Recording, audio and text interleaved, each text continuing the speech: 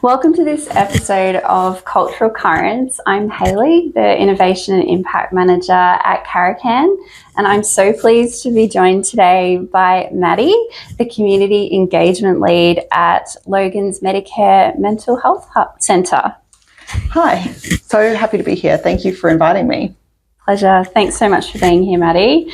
So before we start, I just want to acknowledge that we're meeting today on the lands of the Yagara and the Yugambeh people here in Logan, and pay my respects to their elders past, present and emerging, acknowledging that there's such a deep cultural history here in the Logan region of our First Nations people, and we respect their wisdom and their connection to the land and the waters here. And we want to acknowledge their voices in the work that we do every day, as well as our lived experience voices here at Caracan, and I'm sure at the Medicare Mental Health Centre here in Logan. Lived experience is at the core of the work that you do, and so we acknowledge that the people in the Logan region who have had connections with services and history of mental health needs, we really acknowledge the journeys that they've been on, and hear their voices in the work that we do every day. So, Maddy, thank you again for joining us. And we thought to start, it would be great to hear about what the Logan Medicare Mental Health Centre does here and the nature of your work here in community. Yeah, so the Medicare Mental Health Centre is a federally funded program, and we are given our funding then through Brisbane South PHN. And when I say we're Footprints Community. So Footprints Community has the tender for the Logan and the Redlands centres. Yeah. And the way that the centres work is that they're free mental health support. We offer support to anybody over 18 who is experiencing a challenge in their mental health, and that can be really any sort of challenge. I think we all know when we're working with people that it's never something really simple. Yeah. It's never just one thing. So we see people with a really wide variety of things that they're dealing with, stresses and things that are making life challenging. So anybody who is looking for that support can get support through us. We've got two main sort of ways that people can access that support. One is walk-in, so they can drop into the centre or call us or email us and get support basically straight away. That support looks different each time because it really depends on what the capacity is, who you're going to be walking into. So today, for instance, in the Logan Centre, sitting out the front is Izzy, who is our senior wellbeing coach. So if somebody were to walk in today in crisis needing support, they would be able to speak to Izzy, and she would be able to talk them through what it is that they need support with, what's going on for them. Then if that person decides they want to continue working with us, we have our booked appointments. So the booked appointments is 6 months of support, and within that 6 months, it's really dependent on what the person wants. So sometimes that might be once a week, it might be once a fortnight, it might be over the phone or via text. We try to make it as accessible as possible to them. Yeah. And that support then really is one-on-one support. So it's sitting in a room similar to this one and talking to somebody about what's going on for you, and it will be different for each person. Yeah, that's great. So obviously offering a really tailored approach to people when they walk in the door and continuing on with that support up to 6 months. So what are the kinds of support or services a person could expect to get from this particular mental health centre when they come in the door? Yeah, we've got a really great team here. We've got a mixture of lived experience peer workers. So Izzy, who I was talking about before, she's our senior lived experience peer worker. We also have the lived experience peer workers in this space. We call them wellbeing coaches. Great. We also have our wellbeing specialists. So that's anybody with mental health accreditation. And in this space, and also in our Redlands Centre at the moment, that's social workers and counsellors, but that could really be anybody. The one thing we don't have in the centres is we don't have psychiatrists. So we don't do any diagnoses, we don't do any medication or anything like that. Yeah. We're really more around well-being for a person. So we're not looking to diagnose anybody with something. We're not looking at diagnoses really at all. There's no diagnosis that precludes somebody from coming here, and you don't have to have a diagnosis to come either. It's anybody, and we'll talk to anybody no matter what. So it's really that one-on-one support with really your choice of worker. Yeah. But at the core, it looks similar for everybody. It's person-centered support where you can just talk through what it is that's going on for you. Yeah, sure. I guess for people who haven't heard that term peer worker before, and maybe that's a new concept, how would you describe the work that a peer worker does and what somebody could expect when they're talking with a peer worker? Yeah, so a peer worker is somebody who's walking alongside you with a lived experience framework. So our peer workers don't have the training in mental health that is like a counselling degree or a psychology degree necessarily, even though I think all of our peer workers are currently undertaking that training. But they use their lived experience as the framework for how they support somebody. So what they have learned through their own personal journey about how the system works, about what has worked for them, about what they've witnessed or seen happening in the system, and then how they can use that to walk alongside somebody on their own personal journey. I think one of the big things for lived experience is that it's not about telling anybody what they should do or how they should do it. It's really about listening to the person and saying, okay, well, what is your instinct about this? What is your experience in this? And how can we work together to sort of uncover a path or to find the supports that are going to be the most useful for you? Yeah, there's that great ability, to relate because they've been there too, so they can offer that peer support. Yeah. And I think also in this space as well, we've been really lucky with our peer workforce because they've been embedded in the program from the very beginning. Yeah. And they've done a really big job in sort of shaping how the program works. So there's a level of advocacy that comes with the lived experience peer workforce around, this might seem obvious to you because you've got the training and the study, I'm looking at it in the DSM or something, but maybe it's different when you're living it, when you're inside of it. It can be, there could be hidden sort of sticky points or rough patches in the system when you're coming from it from the inside. So our lived experience staff have done a lot to sort of make sure that the way that we're working with people is really person-centered, it's really individual. Yeah. And it's made the program as the success that it has been. Yeah, I love that. And it makes me think, particularly in this area in Logan, we have such a diverse community. And I know the work we do at Caracan, there are a lot of Maori and Pacifica and First Nations people that we work with. So I'm curious, given the diverse population that we have here, what has that been like, being able to offer supports that are really culturally tailored to meet what people need? Yeah, it's been a great learning curve, honestly. We're so lucky to work in Logan. I love the Logan community. Yeah.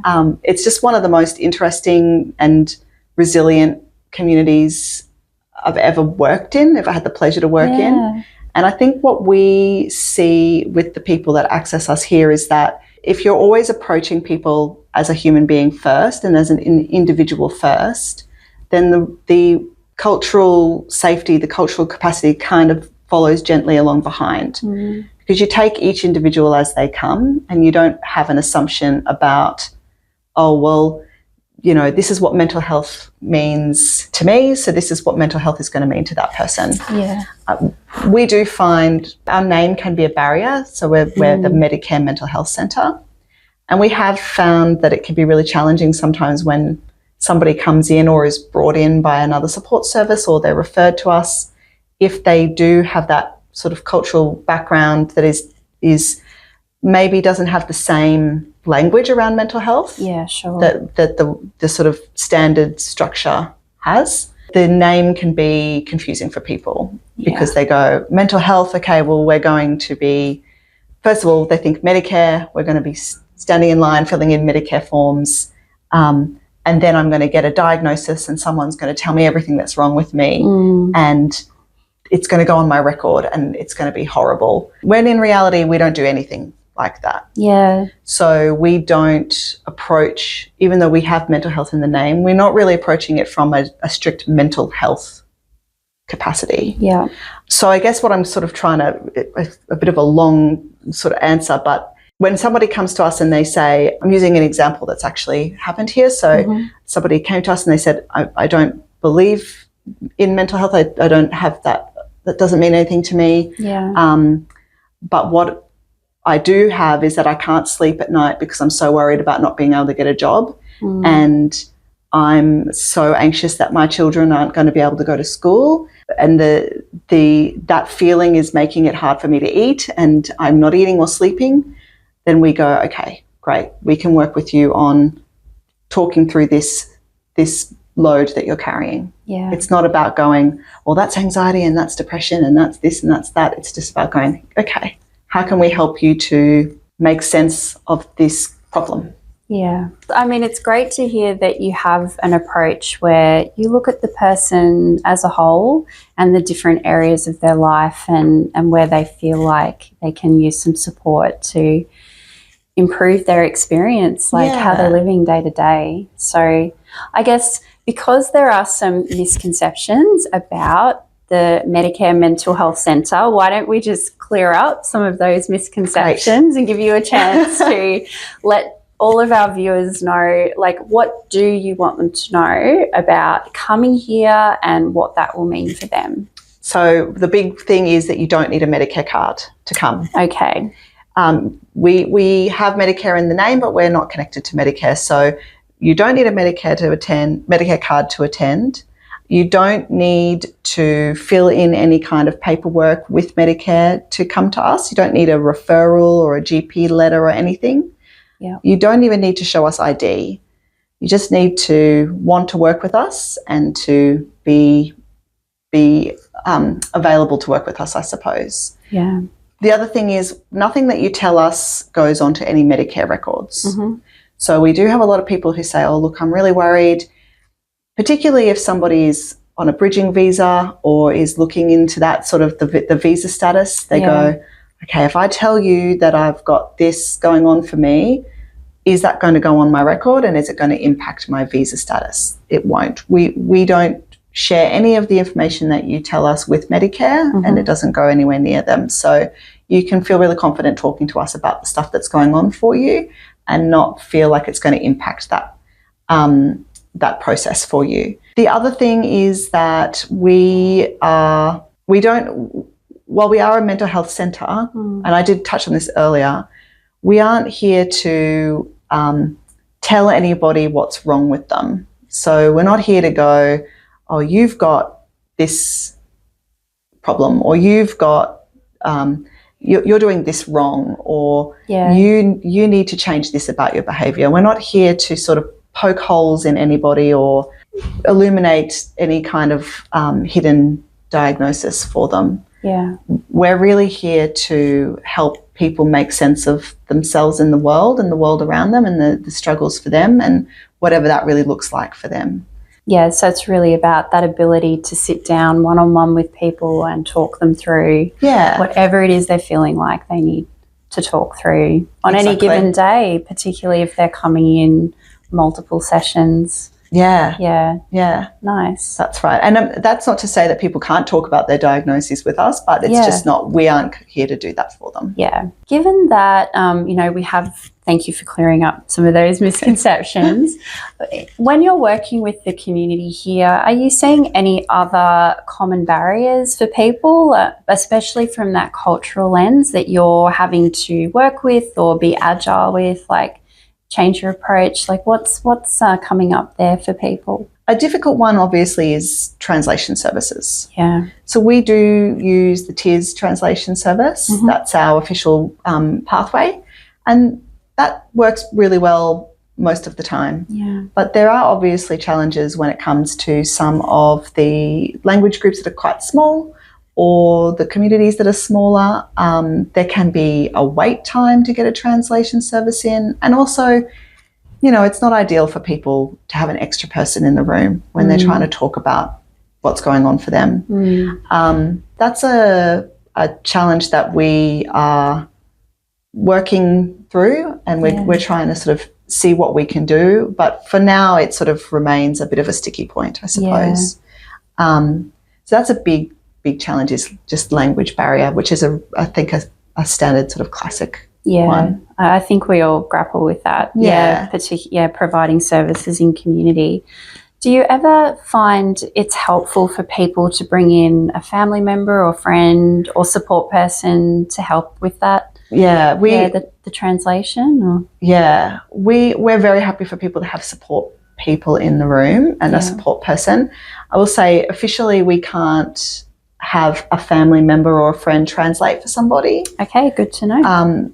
So we do need to utilise the TIS service. Yeah. That said, we do really want to be flexible with people.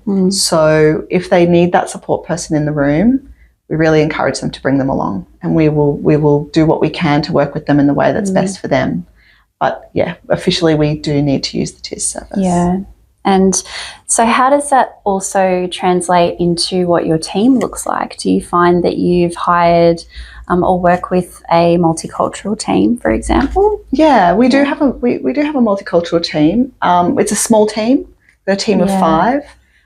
In that team, we've got one person who speaks Cantonese and Mandarin. We have another person who speaks Korean.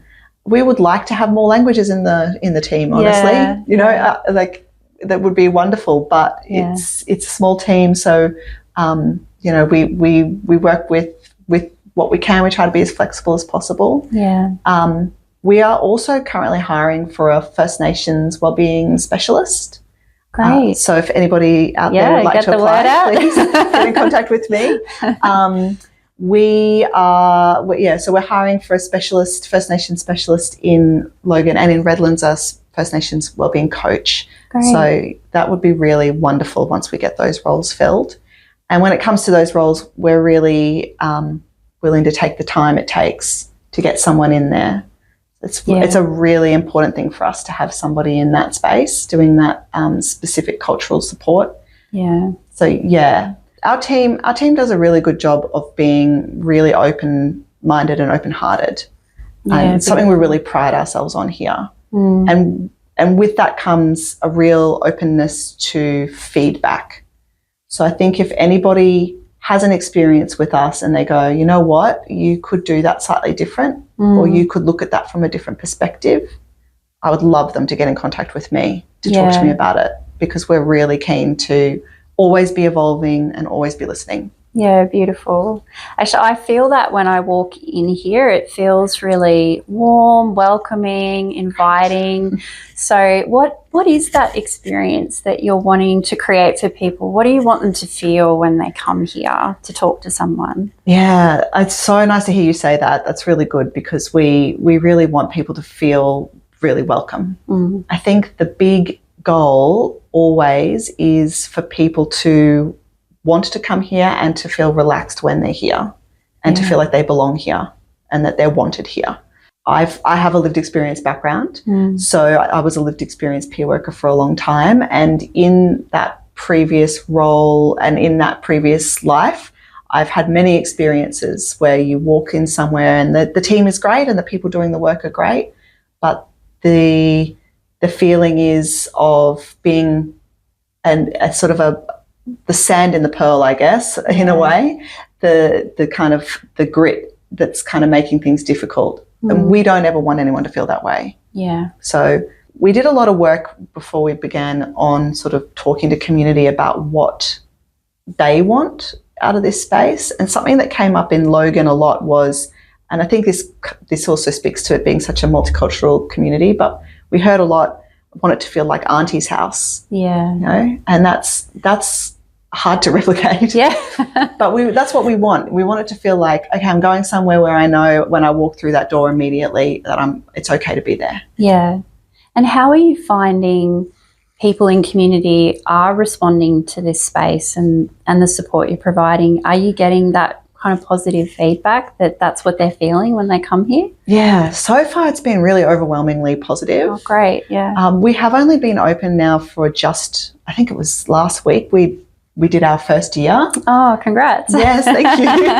Happy birthday. Thank you. So yes, it's early days, really. 1 year is not that long. But so far it's been really overwhelmingly positive. And I think that goes to show that this kind of model is really wanted, which is that it's come when you need. You know, obviously within our opening hours, which is Monday to Friday, 10 till 6, 10 till 5:30 for walk-ins. I told this story recently actually at a First Nations forum that PHN, which is the Primary Health Network, ran, about a young man that we were working with who we sort of said to him straight out of the gate, you know, you've got your wellbeing specialist who you see every time you have a booked appointment. But if you need to come in on a Tuesday afternoon suddenly because something went wrong, come in. Yeah. If you can't make an appointment, that's okay.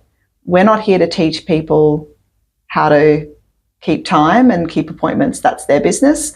We're here to support people in the way that works for them. And so if somebody needs to walk in the afternoon suddenly, they might not be able to talk to their regular wellbeing specialist, but they can talk to Izzy in the front room, or to Bryn, or to Tim, or to Jamie, or to Julian, and they will be able to get support. Yeah. And so it's about trying to be as flexible as possible. And I think we're hearing that model is needed and wanted. Yes. Oh, definitely. Yeah. People need support when they need support. Yeah. Right? So, yeah. Exactly. And so I guess it makes me think about the young people in our communities, knowing that the work that you do here is supporting people from 18 years and above.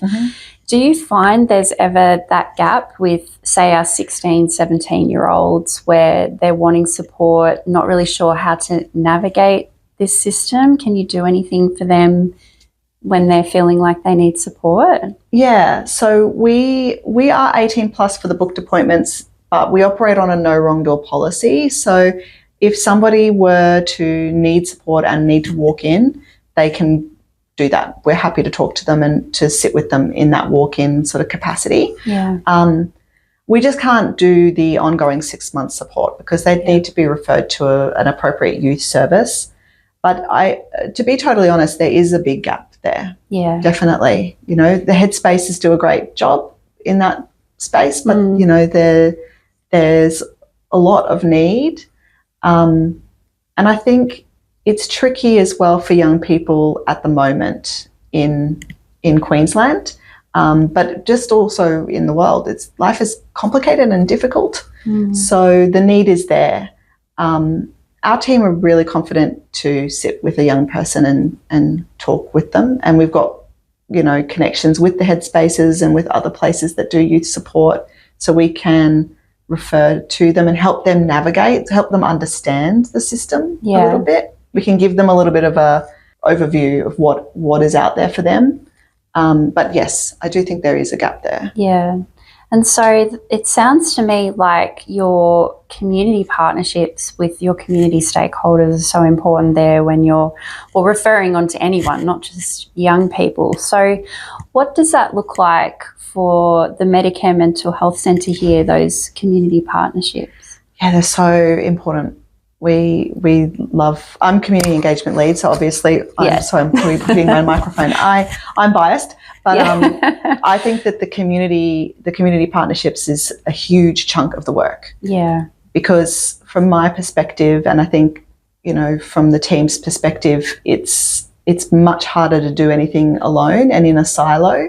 And I hear it all the time from other people working that everyone's working really, really hard, and there's only so much we can all do in our own organisations, with our funding, with our time. We're all humans. So the more we can work together, the better for everybody. So having those good relationships, like with Caracan, who we love, is really useful. Yeah. Because we can just call up and say, hey, we've got this person who needs this.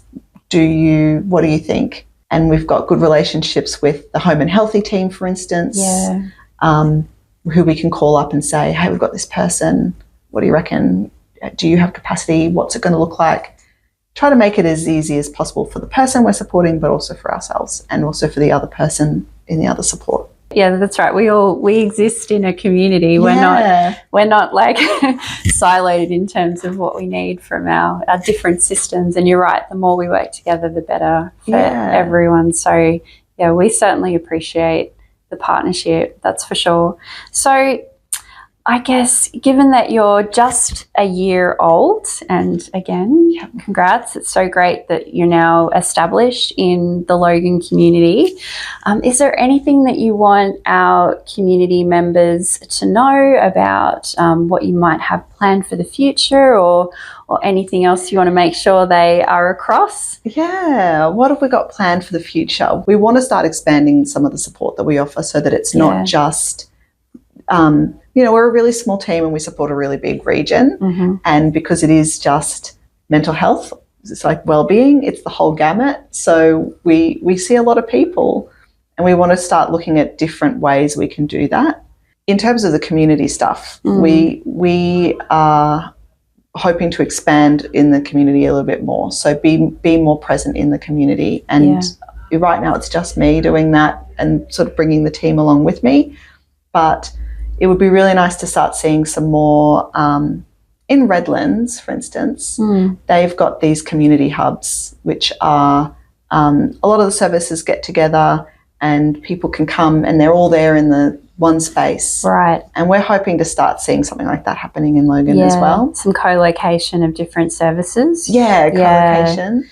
Co-location, definitely. And is that what you're hearing from the community, that that's important to them? Because we certainly hear that. Yeah. I think so. I think what I hear from the community all the time is, that it's confusing out there. Yeah. So I think if you can get everybody together in one space, or one, even if it's a virtual space, where they can kind of speak to multiple people at once, get some answers, rather than doing go to this place to fill in the referral form, wait, it's not the right place, go back to the first place. That sort of... It's tricky. Yeah.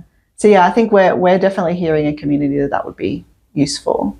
I think also just, you said it before, but we all live in a community, right? And I think community is sort of the antidote to when the well-being is hard, is knowing that there's people around you and that they all are talking and that you're talking and everyone sort of has that communication pathway open. Yeah. So we would like to see some more of that happening. Yeah, beautiful. Yeah, us too. And I think that's important for people to hear as well. Like, that's a role that you are all playing here in our local community, and if people feel like they need somebody to talk to, that you're here, obviously during your business hours, your opening hours, but so I guess, like, from what we see, the work that you're doing here is playing a really critical role in helping support people when they're finding things are tough and they need to be able to talk that through with somebody. And it's great that they can do that with, a peer worker or a counsellor or